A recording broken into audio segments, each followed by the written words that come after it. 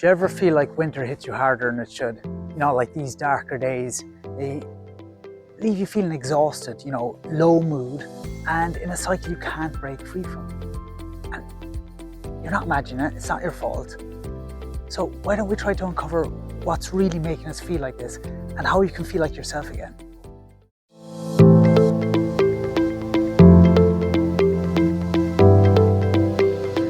Hi, I'm Neil. Irish stew really warms me up during the winter. So today, what we're going to do is we're going to dive into the roots of seasonal affective disorder, or you may know it as SAD. We're going to explore, what really causes these winter mood shifts, and we're going to look at the main factors at play. And then what I'm going to do is I'm going to give you some tips to help, boost your mood and hopefully make winter a bit brighter. All right, let's go. The winter days are shorter, so that means we get to grapple with less sunlight. So sunlight is essential for serotonin production, which is essential for good mood. With the scarcity of sunlight during the winter, we should make the most of those daylight hours that we do get. We need to understand the value, the importance of daylight in keeping our spirits high and uplifting our mood. Cities. These big concrete jungles with big buildings, skyscrapers, narrow streets, they are all stealing away our precious sunlight.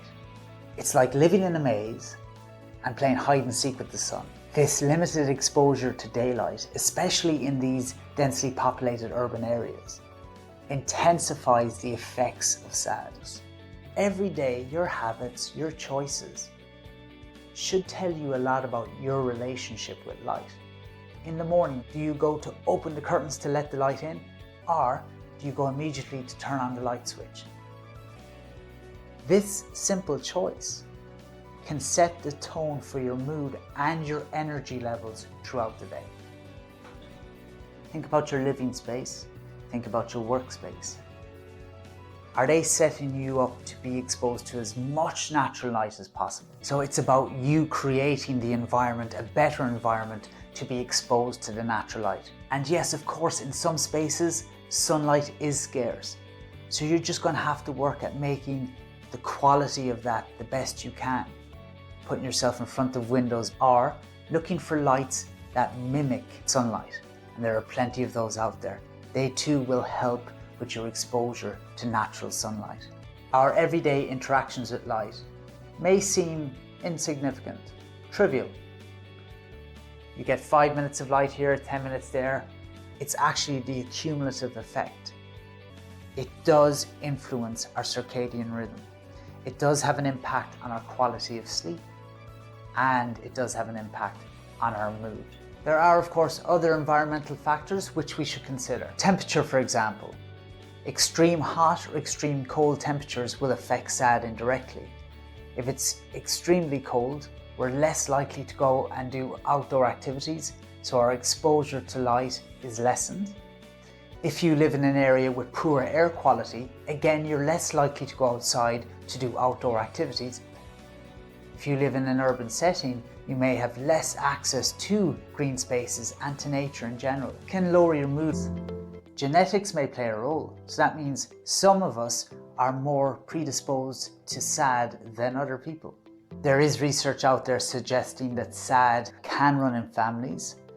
It's the role played by the brain chemicals serotonin and melatonin. They are crucial players in relation to SAD. Vitamin D is known as the sunlight vitamin because our body produces it in response to sunlight. We also have to look at our own attitudes and perceptions to the different seasons. If you think about it, if you cherish those summer days, the brightness, being able to go for activities later in the day, longer evenings, everything that the summer day brings you joy and contentment. Then when winter approaches and all that, most of that is taken away from you. Our own coping mechanisms and resilience play a part. Your exposure to light isn't just about quantity, it's about quality and timing also. During winter, try to synchronize your daily routine with daylight hours as much as is possible. Create spaces in home and in the office where you're getting this really soft, filtered, natural air coming in on you. rather than a harsh glare. Let go of your attitudes towards winter that you can't go outdoors, you can't do a certain activity because it's winter time. Find a way to adapt that activity and do it indoors. Keep or create more social connection, because they can actually be the beacon of light which changes your attitude in relation to different seasons. Make sure you check in with yourself every week. Become aware. Have you low energy, low mood? Have they changed due to the changing of the season? Keep a journal. Knowing the signs and symptoms of SAD can lessen the extent or the experience or the impact it will have on you. Before we wrap up, I really just want to say one important thing. So recognizing how winter impacts you is a powerful first step. Recognizing it, don't underestimate it. So start noticing changes in your mood, in your energy, in routines as the seasons start to shift. The more aware you are, the better you can manage it. And if you're interested in learning more, please stay tuned. And in the next video, we'll dive deeper into the symptoms of SAD, very important, how to recognize them, and when to reach out for support. Please don't miss it. So every cause we've explored today plays a role in shaping how you feel during the darker months. But the power to change, that lies in your hands.